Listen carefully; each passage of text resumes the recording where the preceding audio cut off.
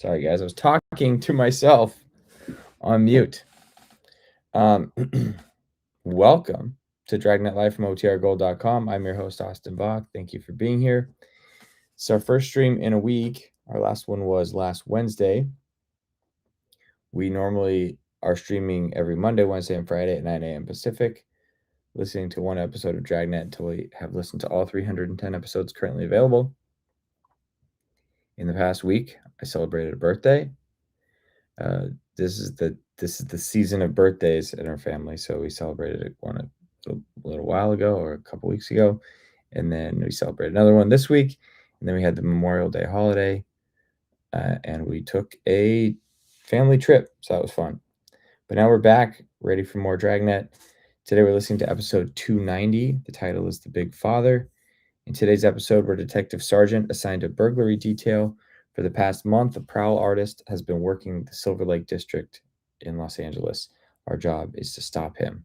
Today's episode originally aired March 8th, 1955. Let's see. Shout out to everybody in chat.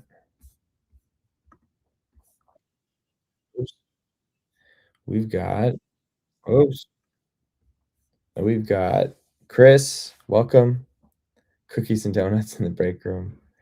Immortal Sergeant. Welcome. Glad you're here for a live stream. 7B and AZ. Welcome. Cool. We're going to get started as people trickle in here. Let me just queue up the video, then I'll share my screen. While I'm pulling that up, tell me what you guys did this weekend. Por favor. Dragnet. Episode 290. Okay, here we go. One moment.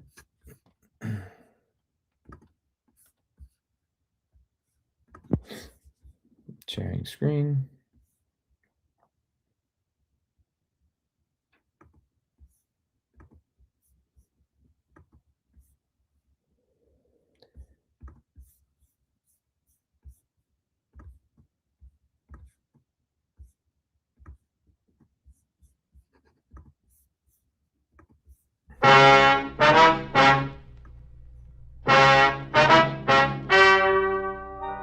Ladies and gentlemen, the story you are about to hear is true.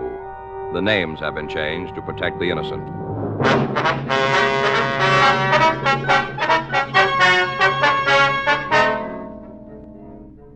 You're a detective sergeant. You're assigned a burglary detail.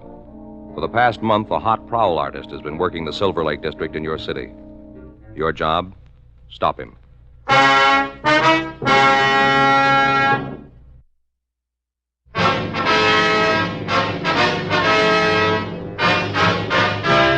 Dragnet, the documented drama of an actual crime.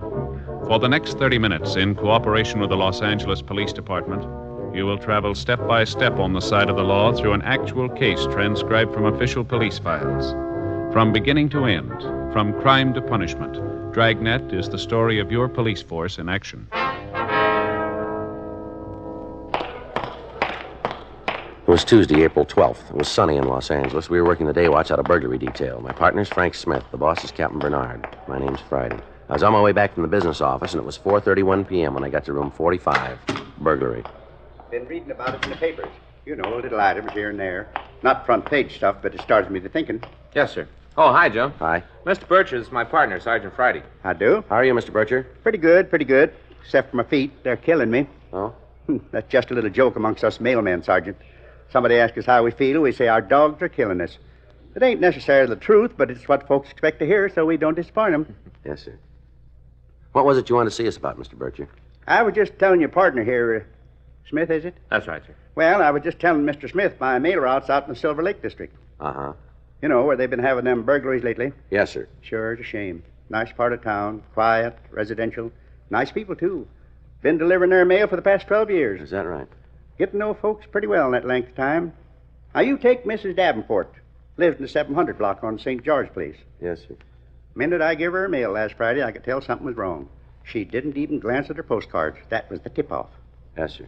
Told me somebody had sneaked into her house that morning, stole $20 in cash and her diamond engagement ring. Said she'd left it on the sink when she started doing the breakfast dishes. Went in the other room to answer the phone. That must have been when she was robbed. Mm-hmm. You already heard about Mrs. Davenport being robbed, have you? Yes, sir. We talked to her last week. Oh, you're the fellows come to see her about it? That's right. You had any luck yet? How's that? Catching the fellow that robbed her. No, sir, not so far. Well, I don't know whether this will help you out or not, but I thought I ought to tell you about it anyway. About what, Mr. Bircher? Well, it happened twice to my knowledge. Twice in the last 2 weeks. Once just this morning. That's why I come down here as soon as I got off work. Mm-hmm. It was Mrs. Perkins on South Maltman that happened to today. Said she walked down into her kitchen, and there he was, big as life. Yes, sir. Stranger. Complete stranger. She asked him what he was doing there. He said he was from the light company. Come to repair her electric stove. Mm-hmm. Thing is, Mrs. Perkins don't have an electric stove. Mm-hmm. Fellow apologized, said he got into the wrong house by mistake. Mrs. Perkins didn't think nothing about it and just happened to mention it when I come by with the mail. I didn't think nothing about it either, not at first. Yes, sir. Then I remembered same thing happened to Mrs. Johnstone over on Scott Street. 10 days ago. Found a man from the light company standing in her kitchen. She hadn't sent for him either. He said they'd give him the wrong address. Now, it just don't stand to reason the light company'd be sending people to the wrong addresses all the time. No, sir, it doesn't. Got to thinking about them burglaries. Mrs. Davenport and the ones I read about in the papers. Wondered if there wasn't some connection. Well, it might be. It's the way a hot prowl artist works. Hot prowl? Daytime burglar. Operates when the victim is apt to be in the house. Oh. Would you give us their addresses, Mr. Bircher? Huh? The two ladies you were telling us about? You mean that found the fellow from the light company in their kitchen? Yes. Mrs. Perkins. She lives on South Maltman, number 201. Mrs. Waldo Perkins, that's her full name. 201. And the other lady? Johnstone. Mrs. Nellie Johnstone. She's a widow lady. Her address is 1247 Scott Street, corner of Scott and Brandon. I see. Thank you. Would you mind showing us just what your mail route covers, Mr. Bircher? Huh? On the map over here. Would you come over here? Oh, sure. Sure. Here we are. Starts here. Mm-hmm. Down this street like so, then over here. This whole section. These streets here, down here. Mm-hmm. This is where I end up. I see. That's the right area, all right. Yeah. Anything else I can do for you? No, sir, I don't believe so. We appreciate your coming in. Figured out I ought to help you if I could, seeing as how we both work for the same boss, How's that? the taxpayer.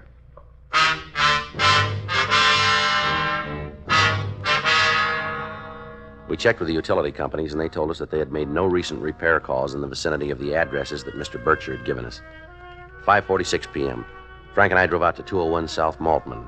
It was a one-story stucco bungalow set behind a white picket fence. Well, it's about time you... Where are the flowers? Ma'am? Aren't you from McAdams Flower Shop? No, ma'am. We're They from the... promised me they'd have them here by 5. Promised faithfully. Oh, you just can't depend on anybody. Well, what is it? We're police officers, ma'am. Police? This is Frank Smith. My name's Friday. Oh, for heaven's sake. You, Miss Perkins? Well, yes, of course. Who'd you think I was? We'd like to talk to you for a minute. Oh, what on earth about? Please, I'm in an awful hurry. I've got 16 people coming for dinner. Just a couple of questions, please. It won't take us long. Oh, all right, all right. I suppose you might as well come in. Thank you. It isn't about Waldo. Ma'am? My husband. It isn't about him, is it? Not on top of everything else. No, ma'am. Well, I don't know whether I'm coming or going. I'm just not up to a big dinner party anymore. I shouldn't have tried. Yes, ma'am. We understand you had a visitor this morning, Miss Perkins. Visitor? A man who said he'd come to fix your stove. Oh, yes. Now, how on earth... Oh, that mailman. I ought to know better than to tell him anything. He spreads it all over town. Yes, ma'am. You hadn't sent for an electrician, had you? Oh, certainly not. If anything was wrong with my stove, I'd send to the gas company. It's a gas range. Well, could you describe him for us, please? Describe him? That's right. I don't know what you mean. Well, what did he look like? Was he tall or short? Oh, I hardly even looked at him. He was just an ordinary man. I see. How old would you say he was? Isn't this kind of foolish? Well, we aren't sure yet, ma'am. Do you have any idea of his age? Oh, youngish, I guess. About 30. Mm-hmm. How was he dressed? I'm afraid I don't remember. Well, did he have on a uniform of any kind? No, no uniform. Suit, I think. I didn't pay much attention. No scars, anything like that? Well, not that I noticed. Might have. Well, just what did he say to you? Well, just that he'd made a mistake, that he was in the wrong house, that's all. Mm-hmm. Do you have any kind of an accent? No. He sounded like a plain, everyday American to me. I see. Do you think you'd recognize him if you saw him again? Oh, I don't think so. If it had been some other day when I wasn't so busy, when I didn't have so much on my mind... Yes, ma'am. Did you notice where he went when he left here? Out the back door? Did he drive away? I really haven't any idea. If you're so interested in the poor man, you better talk to Margot. Margot? Mrs. Summersby, my next-door neighbor. She was doing some gardening this morning. I see. I suppose she saw him, too. There isn't much that gets by Margot. She's a little on the nosy side, if you know what I mean. Yes, ma'am. Which house is hers? That one there. I see. Now, I've just got to get back to my dinner. I haven't even started the salad yet. Just one more thing, Miss Perkins. Well, what is it now? Is anything missing from around the house? Missing? Yes, ma'am. Money or anything of value? Why, no. No, of course not. You sure, are you? What on earth are you driving at? A man makes a perfectly honest mistake. Next thing I know, the police are bothering me. You'd think he was a criminal or something. I'm sorry we troubled you, Miss Perkins. I just don't understand it. People come here all the time, day in and day out. Some of them have the right address, some of them have the wrong one. Spend half my life answering the doorbell. Yes, ma'am. What's so special about this fellow? He didn't ring your doorbell.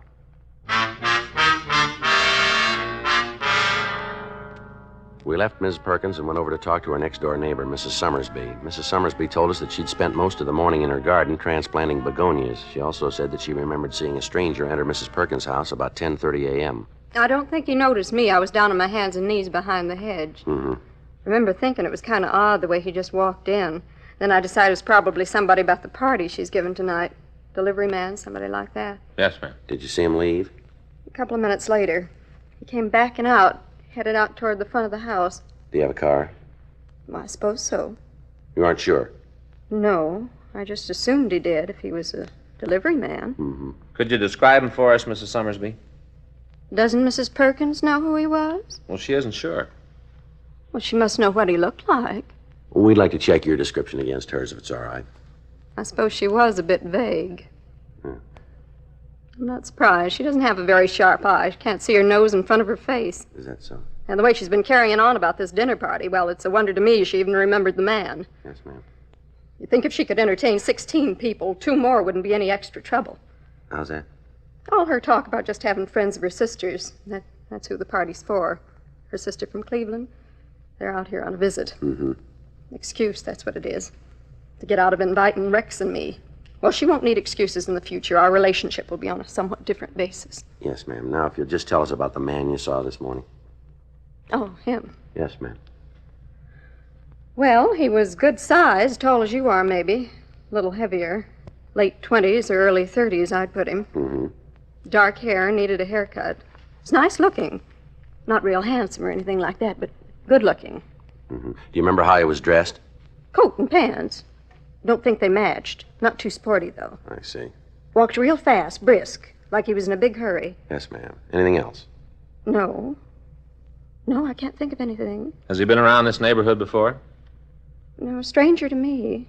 Would you recognize him if you saw him again? Don't see why not. Oh, excuse me. Surely. Hello? Yes? Oh. That's too bad. Uh-huh. Well, I don't know. Oh? Well, I suppose you do, but... Oh. I see. All right. Bye.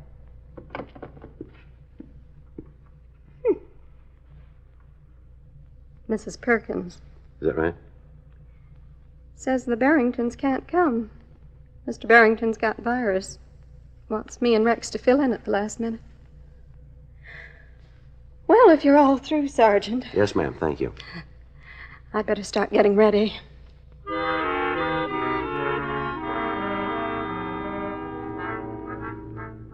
We told Mrs. Summersby to get in touch with us if she saw the suspect in the neighborhood again. We also told her that we might need her assistance in making an identification from mug shots. She offered to do all she could to help us.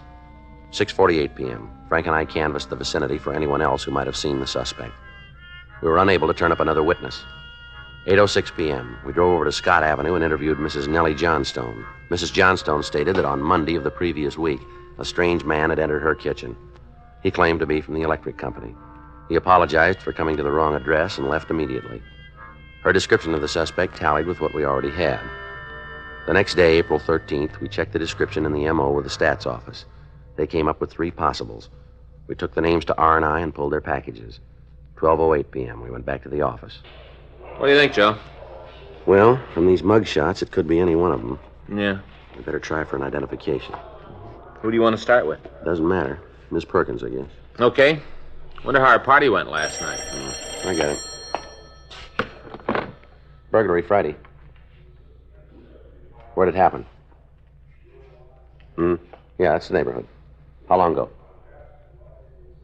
I see. Right, thank you. Looks like we won't need Ms. Perkins. They just brought a lady into Georgia Street who lives out in the Silver Lake district. Yeah. Found a man going through a purse in the bedroom, tried to stop him from getting away. He slugged her.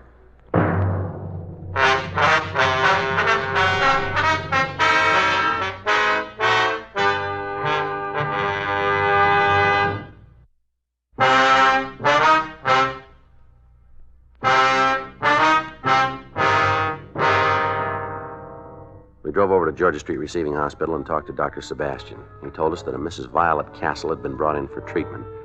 He said she had a bad bruise on her face and a slight concussion. He also said she hadn't lost consciousness and was able to talk to us. Miss Castle? Yes? Police officers, ma'am. Okay. We'd like you to tell us what happened, if you would. Well, I told the others when they come to get me. Yes, ma'am. We'd like to hear it from you. Well, he was just standing there by the dresser. I couldn't imagine where he come from. Uh-huh.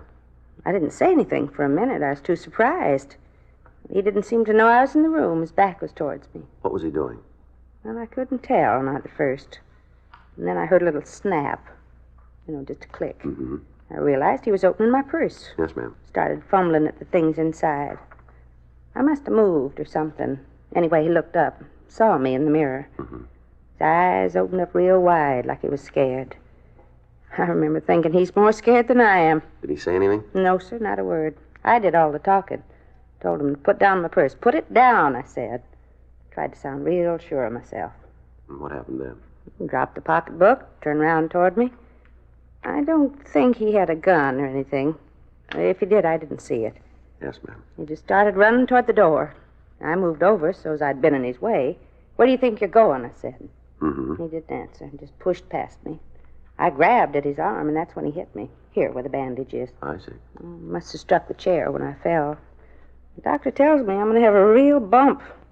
Guess everybody will be saying Violet Castle sure got the swell head, huh? Yes, ma'am. I didn't faint, though.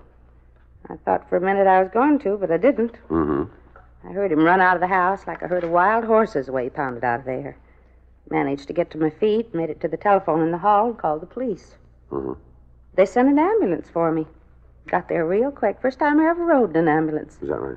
Oh, I've had my share of sickness. I've been in hospitals and all that, but I never had an ambulance ride before. Yes, ma'am. Siren, too. Siren going all the way down here. I thought I must be pretty bad off. They had to use a siren like that, but the doctor says it's usual. He told me I'd be up and around again in a few days, be my old self, except for my lump. It'd be a while before a lump like that goes away. Do you think you could identify the man who hit you, Mrs. Castle? Identify him? Well, yes. If we showed you some pictures, could you pick him out? Right now? Yes, ma'am. Well, I'm afraid not. Oh? It isn't that I wouldn't know him, you understand, him or his picture. I'm not likely to forget that face. Well? Too dark in here for me to look at any pictures. Way too dark. Doctor said they had to leave the blinds down for the time being. Told me not to turn the light on. I understand. I'm sorry I can't be more help, but the doctor left strict orders. Yes, ma'am. I'll check on it, Joe. Thank you. Always believe in following doctor's orders. Yes, ma'am. No use paying a doctor unless you do what he tells you. That's how my husband always used to put it. Of course, I'm not paying anything here, am I? That's what they told me. Yes, ma'am. I explained I wasn't a charity case. Got some health and accident insurance. I guess you'd call this an accident, wouldn't you? Well, I'm not sure. I imagine so. Dr. Sebastian says it'll be all right. Turn the lights on for a few minutes, Joe. Okay. Are you sure it's all right? Yes, ma'am. He said so. Well, he was so positive before about keeping it dark in here. Well, a couple of minutes probably won't make any difference, Miss Castle.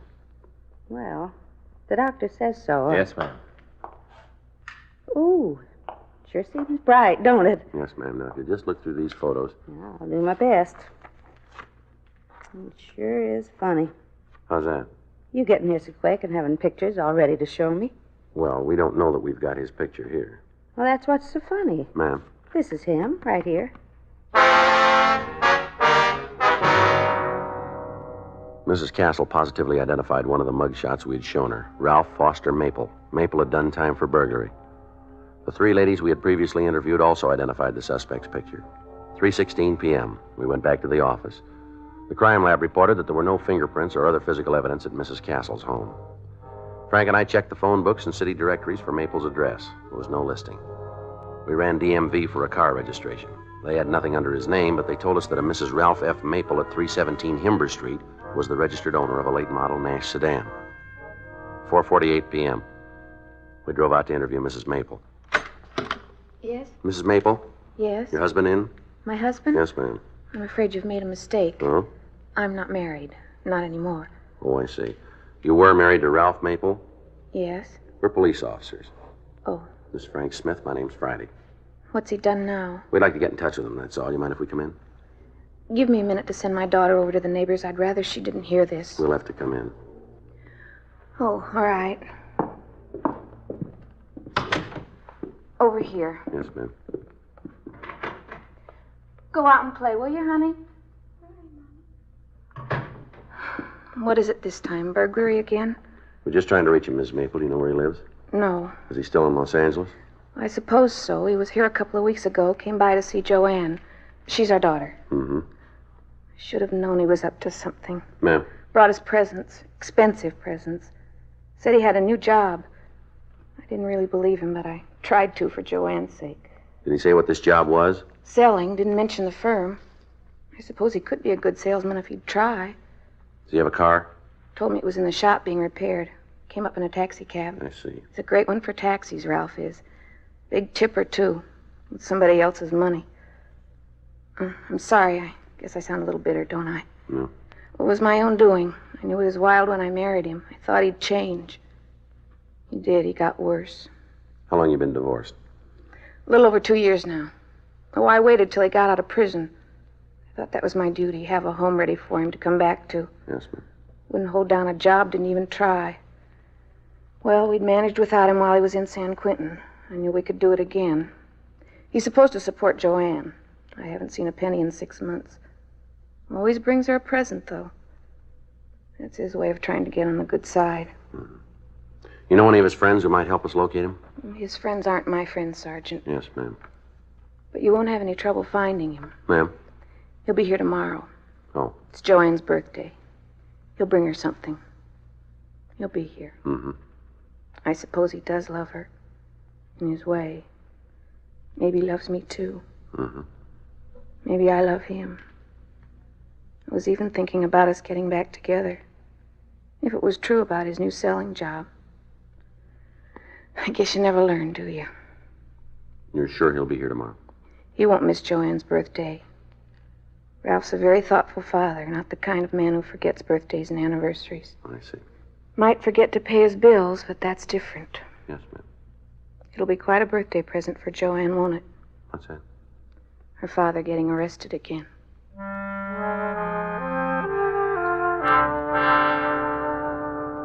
The next day, Thursday, April 14th, we staked out Mrs. Maple's house. 3:35 p.m. A taxi cab pulled up and Ralph Maple got out. He was carrying a large package. Keep the change. Thanks, mister. Ralph Maple? Hmm? Police officers, just stand still. What's going on? He's light, Joe. All right, let's go. Oh, wait a minute. Can't you tell me what this is all about? We'll let you tell us downtown. Well, you can't arrest a man without some reason. Where were you yesterday? What time? Let's start with the morning. Got up, had breakfast, went shopping. Where? Department stores, had to buy a present for my daughter. This is it right here. I take you all morning, did it? Yeah, most of it. All right, come on, get in the car. Well, if you just tell me what it is you want to know. We want to know about a lady who's in the hospital. Lady? Yeah, somebody slugged her yesterday. You think it was me? She does. Let's find out if she's right.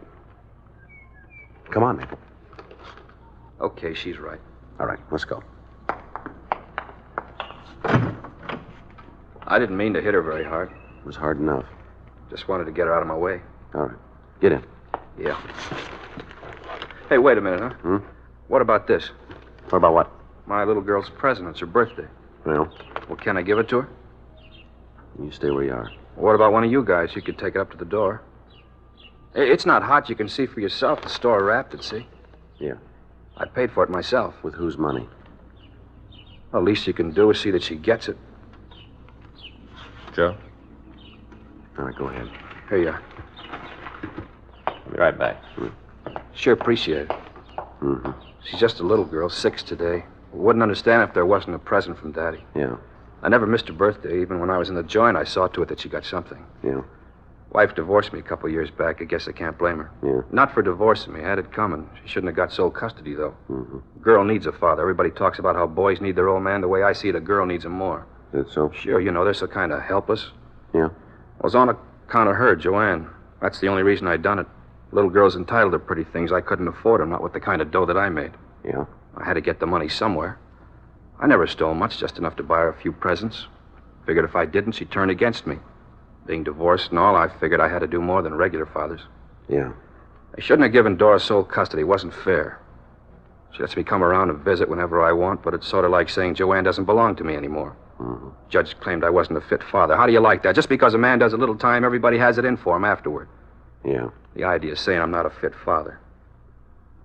You know something, Maple? Hmm? You proved him right.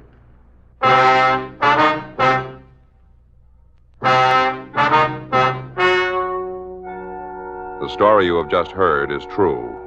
The names were changed to protect the innocent. On August 6th, trial was held in Department 98, Superior Court of the State of California, in and for the County of Los Angeles. In a moment, the results of that trial.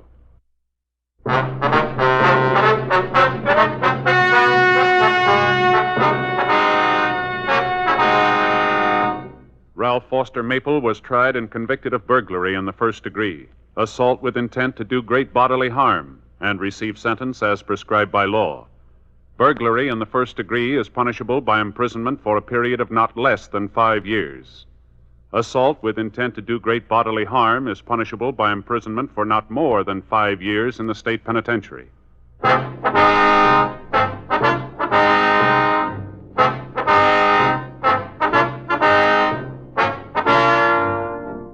You have just heard Dragnet, a series of authentic cases from official files.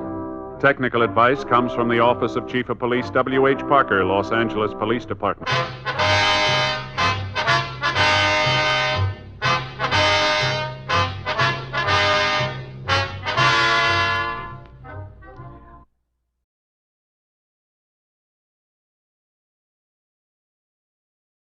All right. Hope you guys enjoyed that episode.